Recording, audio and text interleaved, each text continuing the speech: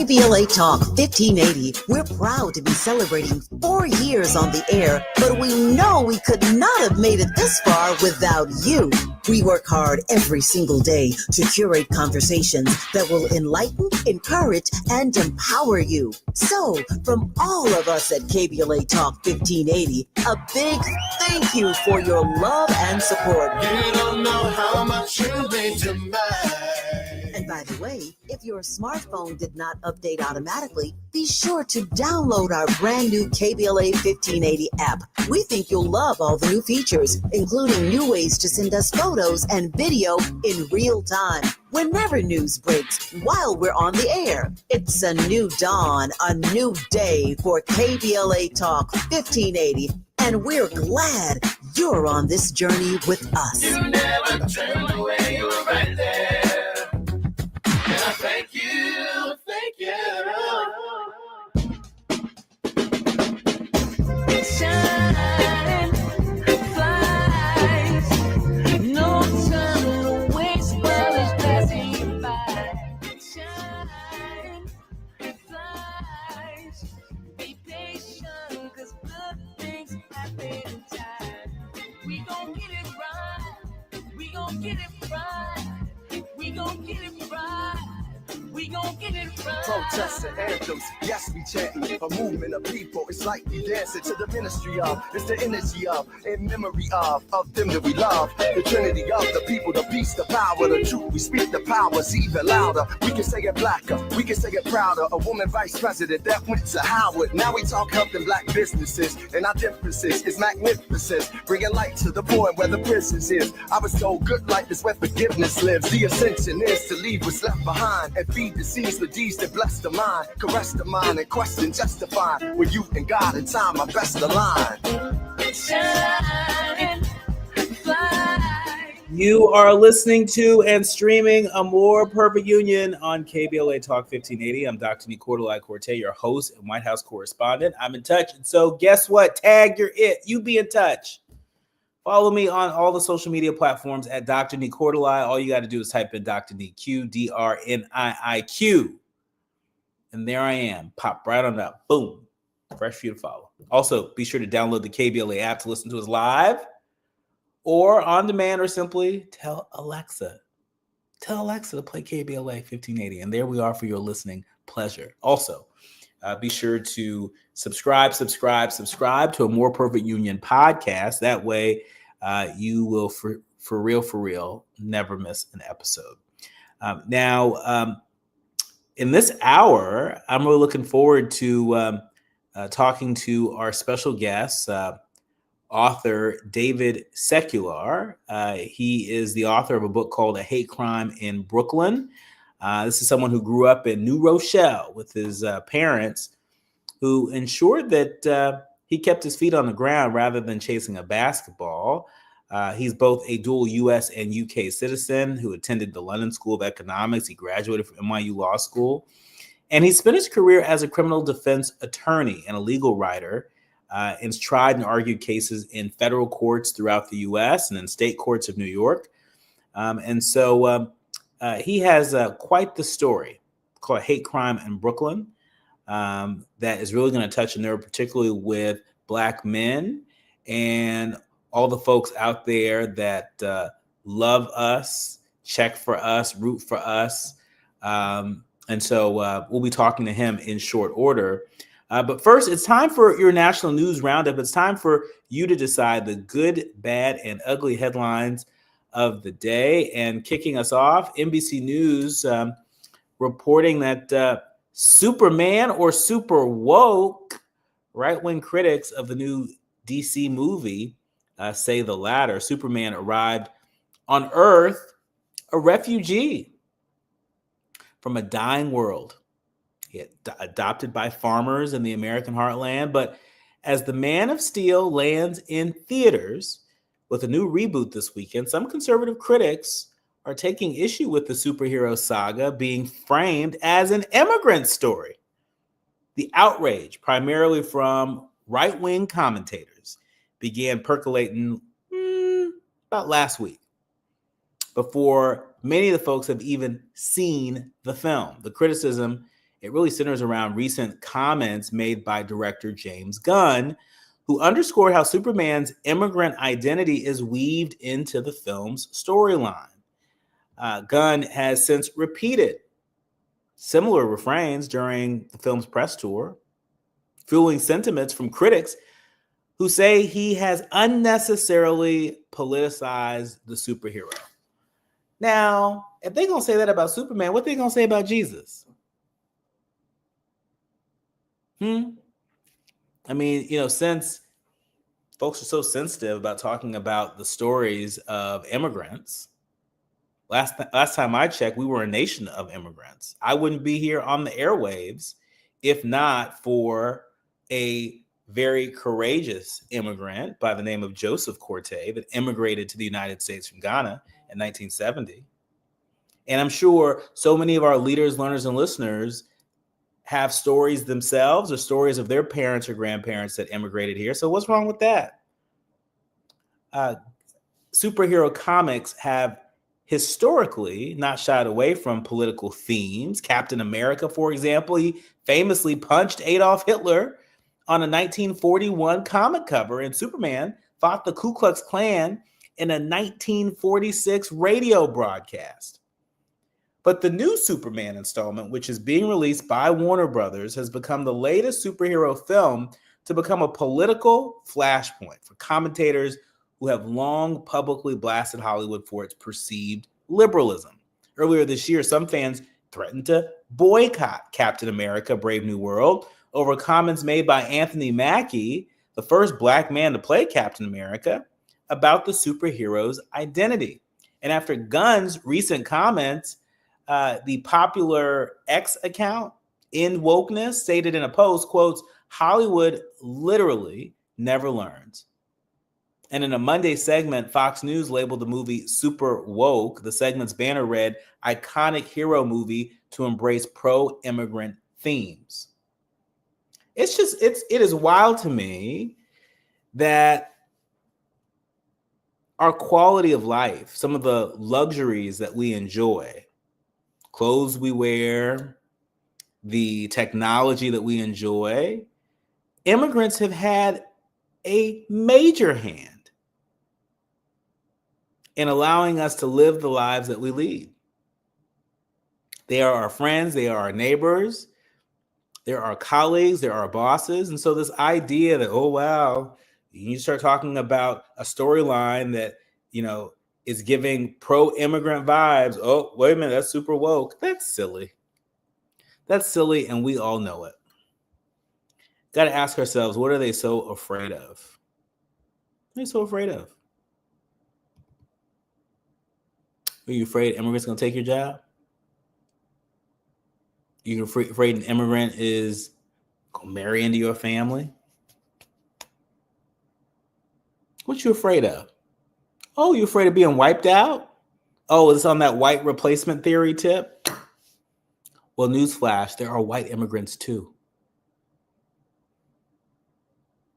Now, we know there are white immigrants too, but we have not seen a lot of folks from majority white countries land on the travel ban list coming out of this administration.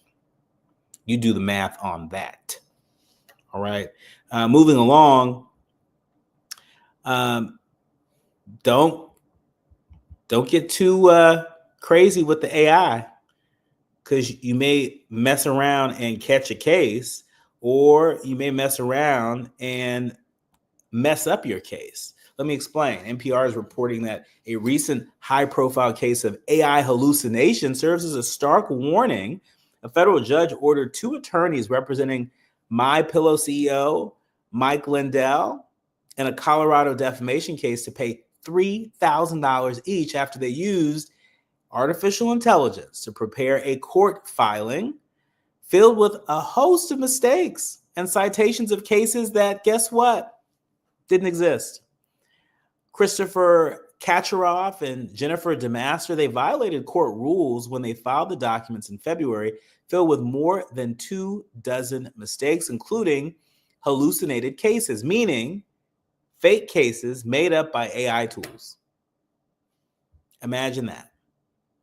the use of AI by lawyers in court is not itself illegal, but the judge in this case, Judge Nina Y. Wang of the U.S. District Court in Denver, Judge Wang found that the lawyers violated a federal rule that requires lawyers to certify that the claims that they make in court are well grounded in the law.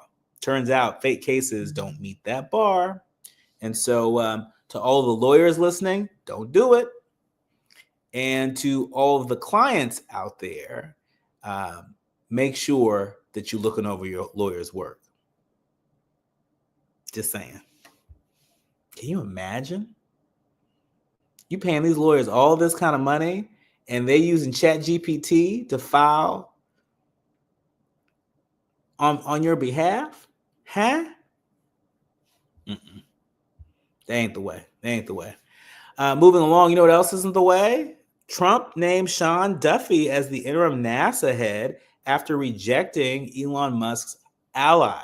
The Guardian is reporting that Donald Trump has appointed his Transportation Secretary, Sean Duffy, as interim administrator of NASA 6 weeks after withdrawing the nomination of the Elon Musk ally and billionaire Jared Isaacman for the permanent role. The president announced the appointment on Truth Social just yesterday evening, praising Duffy's work on transportation infrastructure, describing him as someone who would be, quotes, a fantastic leader of the ever more important space agency, even if only for a short period of time. Duffy, who will maintain his cabinet position while taking on NASA duties, wrote on X, quotes, honored to accept this mission. Time to take over space. Let's launch. Isaacman, who also has flown multiple missions with SpaceX, was widely viewed as Musk's pick to lead NASA, but Trump withdrew the nomination in May, posting earlier this week that he was surprised to learn Isaacman was a blue-blooded Democrat who had never contributed to a Republican before. The reversal follows an escalating beef between Trump and Musk and their respective camps, including a reported heated dust-up between Musk and Duffy at the White House meeting over cuts to FAA programs that support commercial spaceflight. And so that's not even my issue. I mean, like, this dust-up between Musk and Trump, really this telenovela, if we really call it how we see it, to me, that's beside the point. Sean Duffy is the Secretary of Transportation. Last I checked, weren't we having some issues with air traffic control? Remember at the Newark Liberty Airport, and I think there were reports from other airports of air traffic controllers being overworked. Remember, there is that deficit of air traffic controllers, period, in part because the Trump administration's DEI policy, it knocked a whole lot of folks who had gone through training out of consideration, right? And so don't we need to get that right? I mean, especially in summertime when, air travel is near an all-time high. So we want to make sure that the transportation secretary is laser focused on the job that he has. Now we're saying, hey, be the interim head of NASA. I don't know about that. I mean, some folks, depending on what airport you're flying in or out of, may be a little nervous flying on the plane. I don't know. If I'm an astronaut, I don't know. Schedule my flight after 2028. Yeah, I said it. When we come forward, we're switching gears. Really delighted to welcome our featured guest this hour, David Secular, to talk about his new book, I Hate Crime in Brooklyn. You are listening to and streaming A More Perfect Union on KBLA Talk 1580. More when we come forward. You're listening to A More Perfect Union on KBLA Talk 1580. We've got a lot to talk about. Nina, Jorge, let's bring the nail gun over here. Jose stands tall atop his sustainable flooring company. Totally. It's renewable and moisture resistant, but we have several green options too. Or we got some beautiful reclaimed oak. But floored by his success, he needs to hire more installers. I need Indeed. Indeed you do. When you sponsor a job on Indeed, it's easier for talented candidates to find it, which makes it easier for you to hire them. Visit Indeed.com/credit. Hi, David. We're waiting for you to join. It's your first sponsored job. Terms and conditions apply. I can't believe how spotless my floors look after using the Swiffer Power Mop. Right. No more dragging around a heavy mop and mess the carpet. Now I get the same deep clean without all the work. Thanks to the powerful solution and scrubbing pad of the Swiffer Power Mop, dirt and grime don't stand a chance, and I don't break a sweat. Mic drop. I mean, mop drop. Swiffer Power Mop. Swiffer Power Mop. A smarter way to mop. Try it or your money back.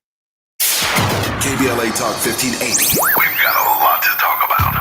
KBLA Talk 1580, connecting you with services and solutions.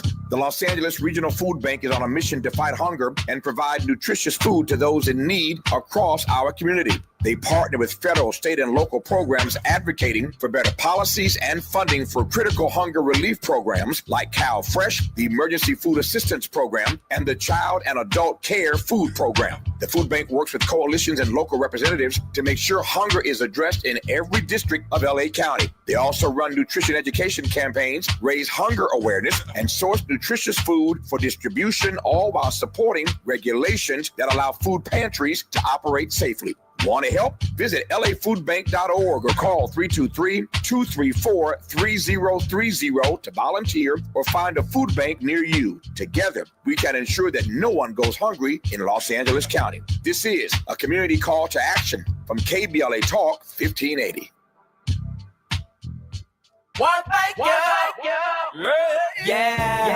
The California Crusader newspaper would like to thank all of our subscribers for their support throughout the years, proudly serving the South Los Angeles and South Bay areas for more than 40 years. The California Crusader is a multicultural, Black-owned, adjudicated newspaper that focuses on providing newsworthy information to the people in our community.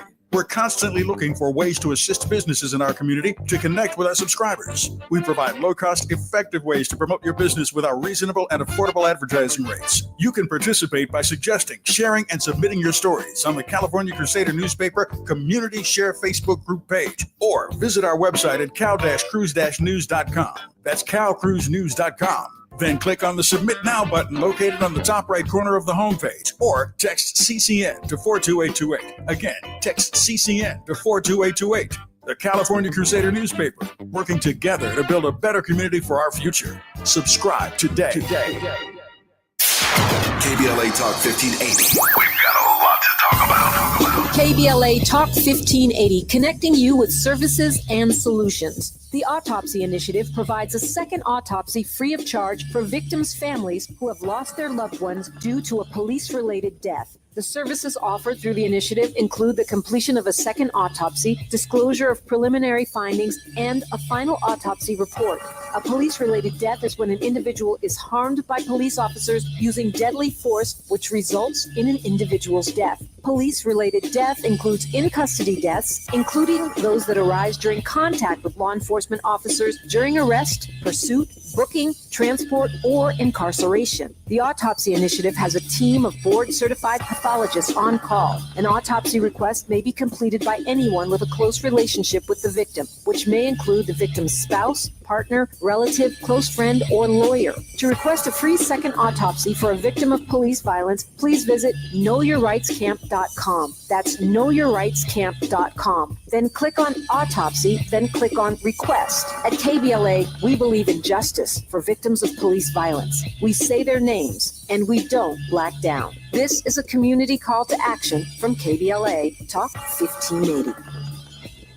Hey there, Los Angeles. This is James Lucky Jr., publisher and editor of Los Angeles News Observer. Are you hungry for news that matters to you in the African-American communities of Los Angeles? Well, buckle up, because we got the scoop you've been craving. Stay in the know and never miss a beat with our free weekly publications conveniently available near you. Or hop on the digital wave and become an exclusive subscriber at OGNSC.com. Don't forget to join the party on Instagram and Twitter at OGNSCINC for behind-the-scenes access and sizzling updates. No more FOMO. Let's stay informed, connected, and empowered together. KBLA Talk 1580. We've got a lot to talk about. KBLA Talk 1580 is committed to self-care and community well-being. Walk Good LA was formed in June 2020, inspired by the Black Lives Matter movement and the beginning stages of the COVID-19 pandemic. What began as a few minutes of breath work and yoga meditation before protests against police brutality turned into a safe space for the community to heal in hard times. The immensely positive response from the community transformed the momentum into a movement. Today, Walk Good LA is a Black and Brown-led community wellness organization based in Los Angeles. They provide spaces for healing through community yoga classes, guided meditations, hikes, run clubs, and other activations throughout Los Angeles that attract hundreds of members weekly. With the help of Propel and Michael B. Jordan, they now have a yoga and wellness studio in Los Angeles called the Walk Good Yard. To join their mailing list and connect with healing spaces, please visit walkgoodla.org. That's walkgoodla.org.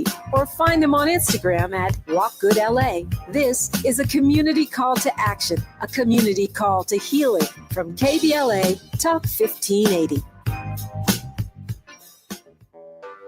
When you're hiring, have you ever felt like you're missing out on meeting truly great candidates for your roles? It seems impossible to find them, but they have to be out there somewhere, right? Well, they're not hard to find when you know where to go, and that place is ZipRecruiter. And right now, you can try ZipRecruiter for free at ziprecruiter.com/free. ZipRecruiter helps 10 million people with their job search every day. And because these people are actively looking for jobs just like yours, it's easy to find the right person right away. In fact, 4 out of 5 employers who post on ZipRecruiter get a quality candidate within the first day. But if you're not using ZipRecruiter, you're missing out. So see what it's like when the impossible is easy. When you go to ziprecruiter.com/free right now to try ZipRecruiter for free. Once again, that's ziprecruiter.com/free.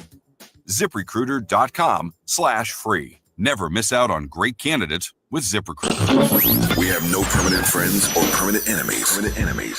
Only permanent interests as we effort to build a more perfect union.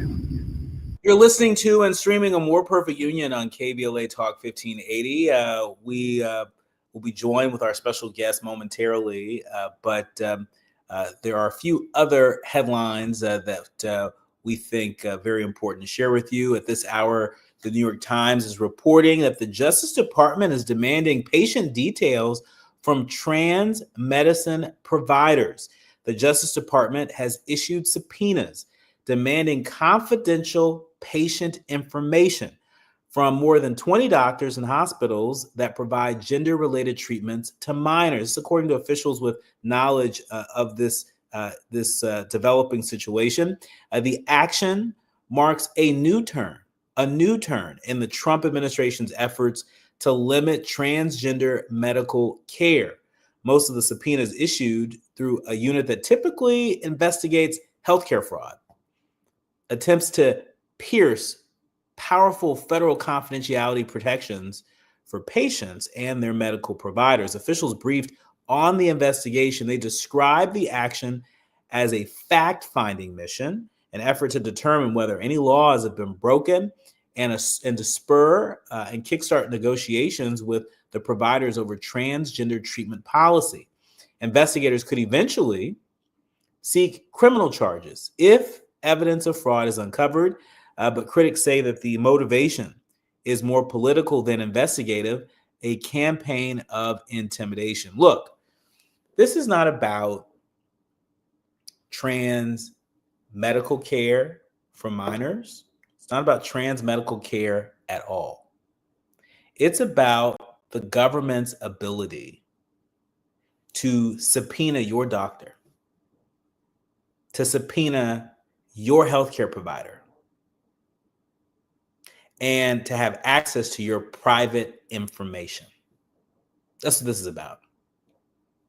The subpoenas are part of a coordinated effort between the Justice Department and the White House to fulfill President Trump's promise to curtail pediatric gender care. Pam Bondi, the U.S. Attorney General, she said in a statement just yesterday that, quotes, medical professionals and organizations that mutilated children in the service of a warped ideology will be held accountable. Now, hold up. we're talking about minors. And you know and I know that any procedure, any medical care that a kid gets is going to be with their parents' permission.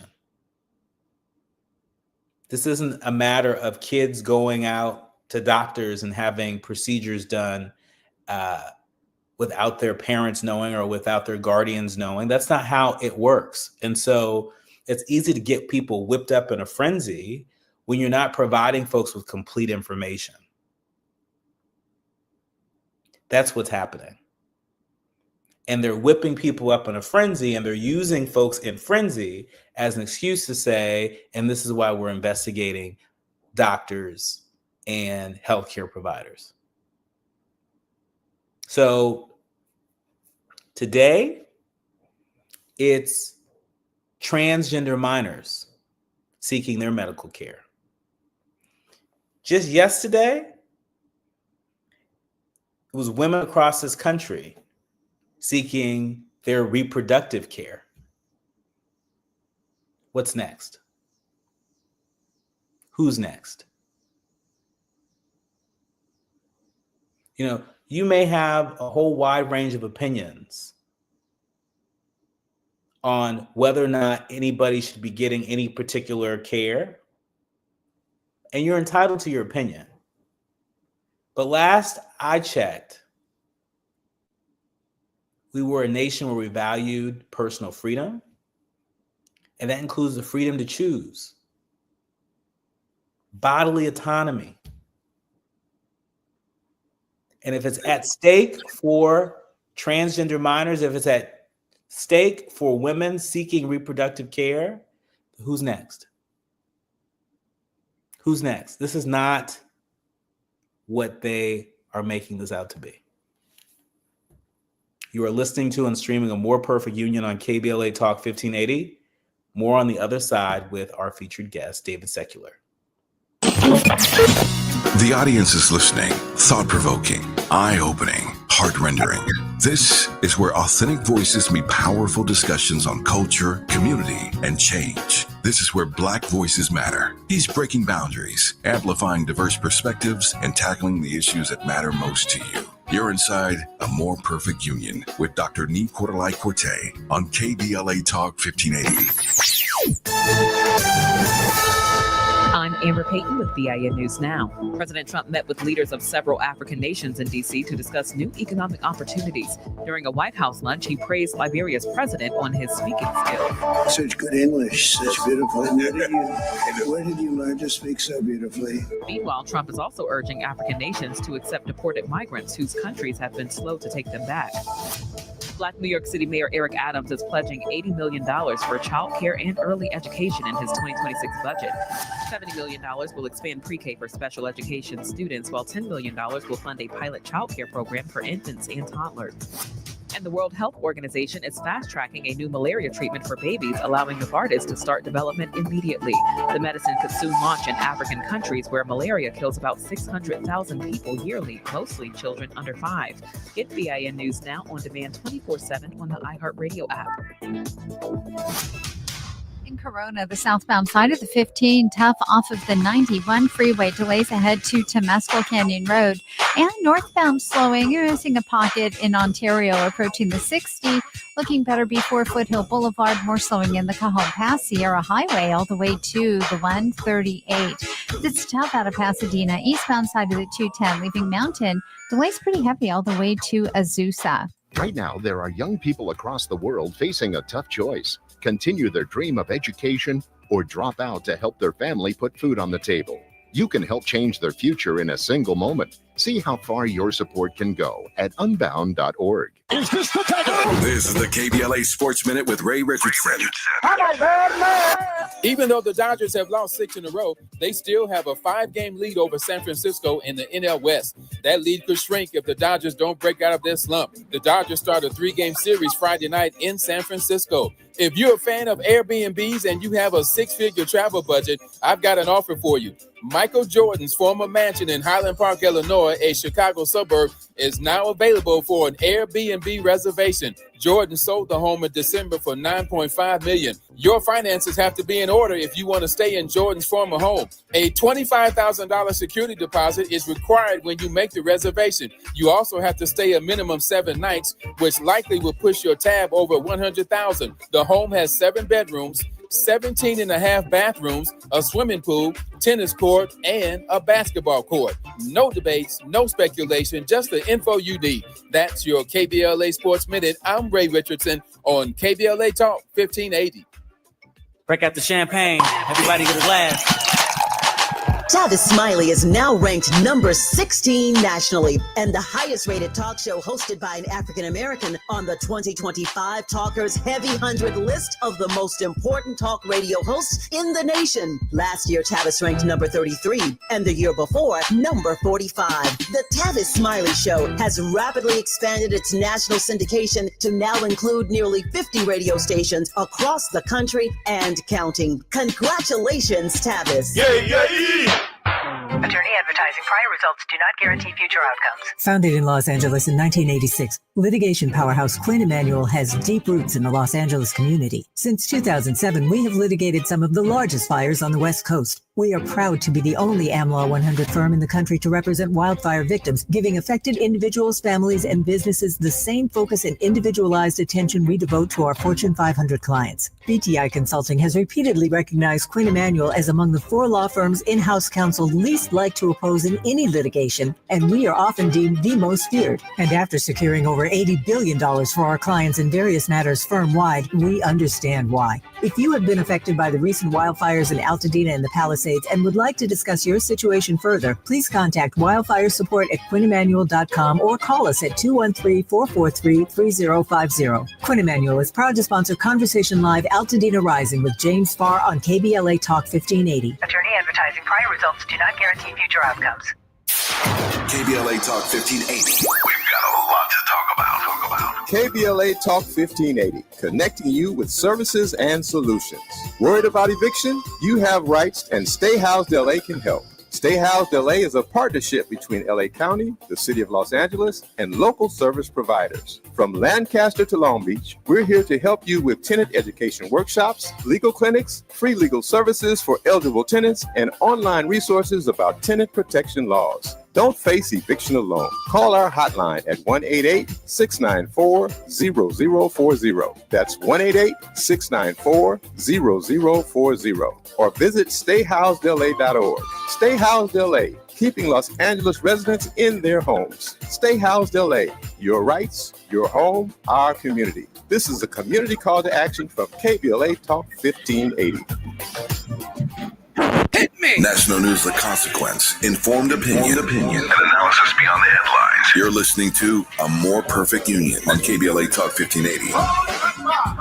You are listening to and streaming A More Perfect Union on KBLA Talk 1580. I'm Dr. Nii-Quartelai Quartey. I'm really delighted to be in conversation with David Secular. He is the author of a new book called A Hate Crime in Brooklyn. David, welcome to the show. Oh, thank you very much for having me. I really totally appreciate it.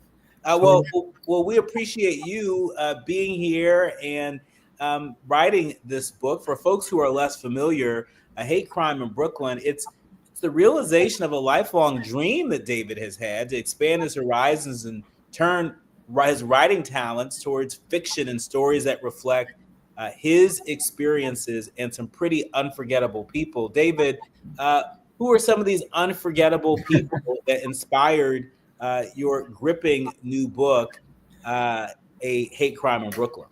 Well, it's really kind of interesting how the novel evolved, because I've been a criminal defense attorney my whole life and practiced in many different places. I had a federal practice for more than 20 years that brought me not only, it was centered in New York, but it also brought me to Florida for a while, and I was in upstate New York for a while. And I also actually practiced as a federal attorney in various places throughout the United States. I even had a case that made its way to the Supreme Court which I always joke with people that I found getting certiorari to the Supreme Court actually to be far easier than getting my novel published. Really? You don't say, really? Right. No matter how long the odds were to get the Supreme Court to grant cert, the journey to getting a novel published by a debut author was even more taxing in many ways. And learning to write was certainly quite a journey, too. I spent 10 years on this novel. And I also joked that I could have gone to law school 3 different times.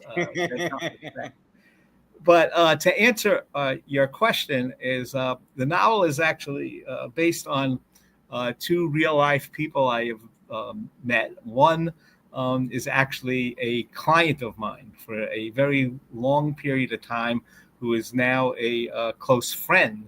And he was a victim of mass incarceration and the Clinton drug sentences.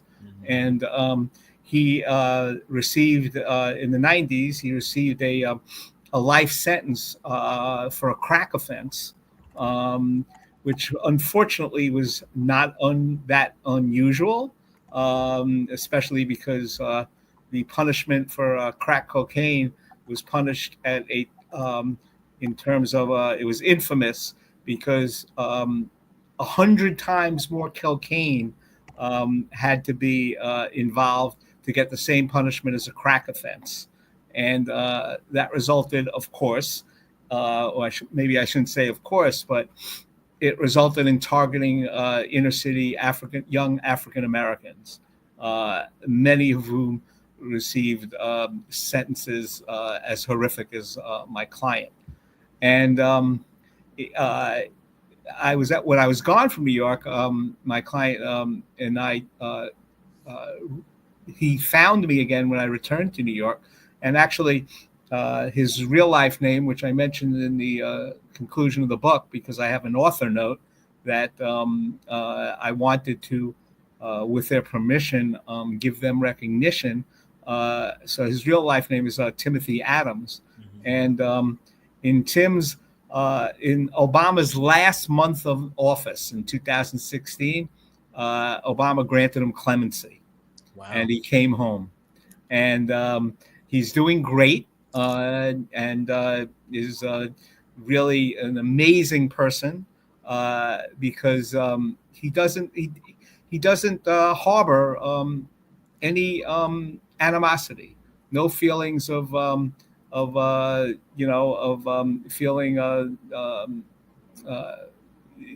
really he's just amazing that he lost his 30s, he lost his 40s, and he doesn't harbor resentment towards the egregiousness and ridiculous harshness of his punishment, which so exceeded his offense, because he did not. I understand the dangers of drugs, but it did not involve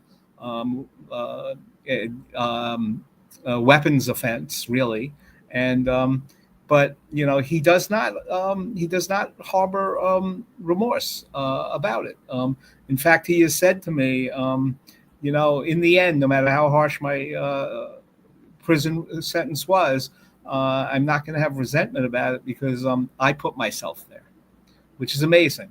And then he's been out since his 50s, and he's been doing great. But I made him a fictional character in terms of how the book evolves. Mm-hmm. But the part of the time in prison as a young man, and he's a fictional character in terms of the person that grew up in my novel. But as far as the fate in terms of a sentence, of an unjust sentence, that Tim inspired. And the female protagonist, when I came back to Brooklyn for the first time in a number of years, I had always, throughout my federal practice, I had basically encountered people from every walks of life, every background, every culture, every religion, every nationality. But I had never experienced anybody from Albania. And when I came back to Brooklyn, I met a woman and her family that came from Albania, and then I learned things about Albania that actually was mind-boggling. I learned about the cultural oppression of women.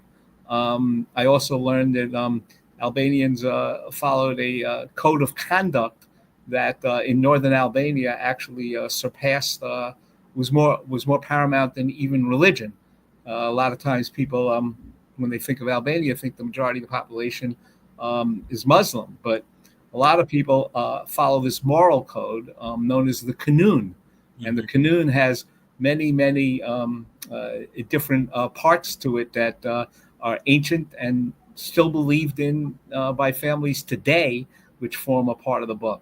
This is really interesting. This is a very rich conversation. I really appreciate really you taking the time to lay out the origin story of your new book, A Hate Crime in Brooklyn. I just want to go back to your main character, Timothy, for a second, and I appreciate you mentioning that the character is inspired by a real life Timothy who was one of your clients, somebody who was granted clemency by former President Obama. Just as you were sharing that story, it made me think about a few interviews I did earlier this year with folks who were pardoned by President Biden. And I was just sort of thinking about some of the preconceived notions that I had, and maybe that some of our leaders, learners, and listeners have about people who are seeking pardons, that are seeking clemency. I think we have this idea of who they are. And I was pleasantly surprised to meet folks who seemed like everyday people, right? You know, there was no scarlet letter on them, announcing sort of what they did to deserve the punishment that they received. But one of the recurring themes that I'm hearing, it seems to me that whether we're talking about your client or the folks I interviewed that were pardoned, that, you know, they forgave themselves. They forgave themselves, and they let go of the possibility that their situation could have been any different. And it almost seems like that act freed them up to be able to really move forward and to really let go of the past and have open arms for the future. Yes. Well, what's extraordinary about Timothy too is that, it would be a 5-hour show to get overly political, but many administrations, as we know, the pardon power of the president is used for as much for political purposes and is used as much for, I would say, donors as it is for a minority group person that has served a sentence that may be unduly harsh and has distinguished himself in prison. And I will say that I don't think that, again, not to get overly political, but I do think that one of the things among many that distinguishes the Obama administration is that actually he was thought not to use the pardon power enough, but he made sure not to use it for political purposes.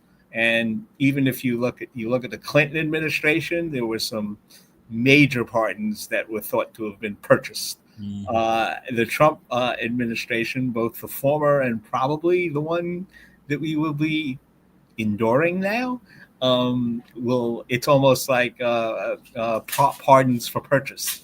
But that was certainly not the case. And in fact, the incredible thing with Timothy's pardon is he actually, he served 25 years in prison. And as I said, it wasn't a weapons offense.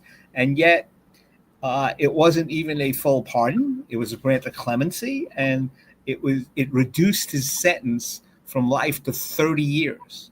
And Tim actually had to serve another few years in prison before he was released. And yet, like I said, no resentment. And also in answer to your question, yes, there are people like Tim just like you said, they have learned to forgive themselves, and it's freeing. But then, when I heard you say that, I think of some other people, like the former was it governor of Illinois, Governor Blagojevich. Yes. I mean, he will, despite overwhelming evidence of guilt, and he will say that he was a victim more than anything else in terms of the sentence he received. So there's definitely two sides to that coin. But Tim is an amazing example of somebody who belongs in that category of somebody who learned to not only forgive himself, but as I said, not to hold resentment over the harshness of his sentence, which is really hard when you see such other people serving even lesser sentences that did such far more horrific things with such far more violence and than he did, So yeah. He truly is an inspirational, extraordinary human being, and I often say that I would welcome an opportunity to invite him to one subsequent podcast, because I think he would make an interesting guest as well. We would love to have him. We would love to have him. When we come forward, David, you sit right there. In our remaining minutes, I want to talk to you about this book. I know that there is a lot of talk around your character, Sophia, and whether or not Sophia can escape conviction for a racially motivated crime that polarized New York. We are experiencing an uptick in hate crimes right now. I want to ask you if this is life imitating art or art imitating life. More with David Secular, author of A Hate Crime in Brooklyn, when we come forward. You're listening to and streaming A More Perfect Union on KBLA Talk 1580. Striving to make America a nation as good as its promise. This is A More Perfect Union on KBLA Talk 1580. We've got a lot to talk about. Nearly 7 million Americans aged 65 and older are living with Alzheimer's disease, also known as AD, a type of dementia that affects memory, thinking, and behavior, making everyday tasks challenging. But did you know that Black adults aged 65 and older are twice as likely as white adults to develop AD? There are things you can do to help reduce your risk for developing AD. Managing conditions like diabetes and high blood pressure is crucial. Staying physically active, maintaining social connections, eating a healthy diet, and keeping your mind engaged with activities like reading or puzzles can all contribute to brain health. It's also important to recognize some common signs and symptoms of early AD, such as forgetfulness that causes problems with everyday life, asking the same question a few times in a row, and difficulty concentrating on basic tasks. If you see these signs in yourself or a loved one, don't wait. Early diagnosis and intervention are key to managing AD effectively. To learn more about AD and a potential treatment option, visit treatalzearly.com. That's treatalzearly.com. This message is brought to you by AZI. KBLA Talk 1580. We've got a lot to talk about. KBLA Talk 1580 reminds you that we keep us safe. Every girl deserves a chance to shine. That's the belief behind Forgiving for Living, Inc. Since 1999, this organization has been empowering at-risk girls ages 13 to 18, helping them overcome behavioral and mental health challenges. Founder Wendy Gladney's personal journey inspired the mission to give girls hope and purpose through the power of forgiveness. Through their ambassador program, workshops, and annual conference, Forgiving for Living has touched over 3,000 young lives, providing mentoring, life skills, training, and tools for building self-esteem and confidence. You can make a difference. Visit forgivingforliving.org to donate, volunteer, become a mentor, or find help for a young girl in need. Forgiving for Living, Inc., building brighter futures for young girls. Visit forgivingforliving.org today. This is a community call to action from KBLA Talk 1580.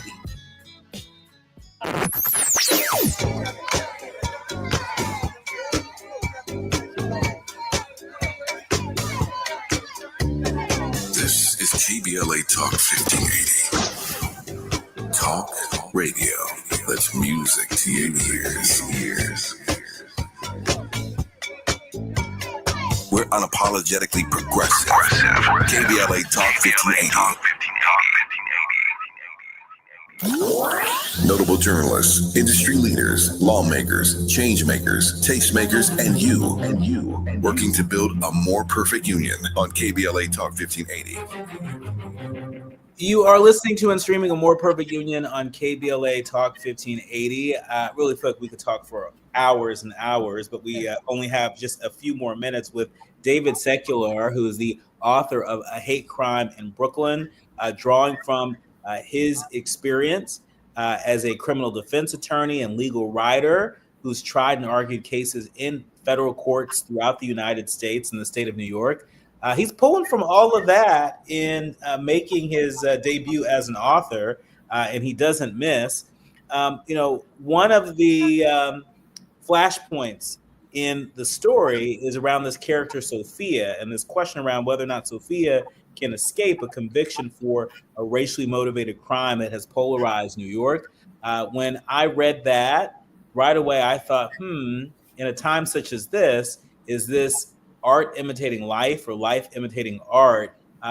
In just a couple minutes, David, I want to give you a chance to just sort of reflect on the climate around hate crimes right now in the United States, whether we're talking about racially motivated hate crimes or hate crimes motivated by Islamophobia or anti-Semitism. What do you hope readers glean from this story that might help us to do better in building a more perfect union, a union that does not reward bad behavior, does not reward hate? Well, I know we only have a few moments left, but I have given Sophia a little bit of short shrift because she's the major protagonist. I should say she comes from a culture which is real life, that is one of arranged marriages. It's one of oppression of women, and it's one of having really living in your with your own people and having no experience or not even being allowed to interact with other people. So with the that's why I thought of the interaction between Sophia and Sylvester. That's who Tim is called in the novel. Was the idea for the novel that two people from such different cultures would have a clash. And what I wanted to show in that is I think the important theme of the novel is how even when you don't think that you're prejudiced, even all of us, we have a certain amount of prejudice towards people from other races and backgrounds that we're not even like fully aware of. And in the novel, Sophia's sheltered life led her to have presumptions and prejudicial feelings that she wasn't even fully aware of. But you'll have to read the novel to see her culpability. I'm not going to give that away, but what I always say, I think is the most important sentence in the novel is towards the end of the novel, there's a interaction between Sylvester and Sophia where he says to her, you still don't get it to this day. You just will never get it. And that's because not what you did, whether you were guilty or innocent of what you stood trial for doing, because they do interact even subsequent to the verdict. But you don't even understand that the problem is you presumed that I committed a crime. Basically, again, you have to read the novel simply because of the color of my skin. Yeah. And that to me was the central theme of the novel, and how people have that prejudice and how that prejudice can be transcended. How we all have to work so hard to understand people from other backgrounds. And until we do, until we're willing to do that, and until we truly not just give lip service to the fact that we think we're not prejudiced, Yeah. until we truly are willing to make a commitment to not just understanding the lives of people from other backgrounds, but to truly interact and maybe even live with them, we're not going to get over it. We're not going to, and these types of instances are going to happen, not just between people that think they, that have, and there's certainly any number of them that have intense hatred towards others, but even people who don't. Our thanks to David Secular, author of A Hate Crime in Brooklyn. Congratulations on your first book. I'm sure there will be many more to come. Thank you. Thank you. Thank you so much. Before we go, I want to make sure that we are properly dedicating the show to Jewel Thayus Williams. She is founder of the beloved queer nightclub Jewel's Catch One in Los Angeles. She has died at the age of 86. I just want to take a moment to recognize sort of the life and the contribution of Jewel, who I knew, who was a treasure to so many. Jewel Thayus Williams, the founder of the pioneering Black, lesbian, and queer nightclub Jewel's Catch One in Los Angeles. Again, she's died at the age of 86. Her death on June 7th was confirmed by her sister, Carol Williams. And most importantly, it's important to note that for decades, the Mid-City nightclub, known to regulars as The Catch, was LA's hallowed sanctuary for Black queer women and a welcoming dance floor for trans folks, for gay folks, for the musically adventurous revelers. Artists like Ella Fitzgerald, Madonna, and Whitney Houston sashayed down Catch One's winding halls, while the indomitable Jewel fended off police harassment and led care programs during the height of the AIDS crisis. The Catch was singularly important to the development of Black and queer nightclub life in LA and belongs, besides New York's Paradise Garage and Chicago's Warehouse, in any account of the most important nightclubs in America. And so this week and tonight, we're thinking of Jewel.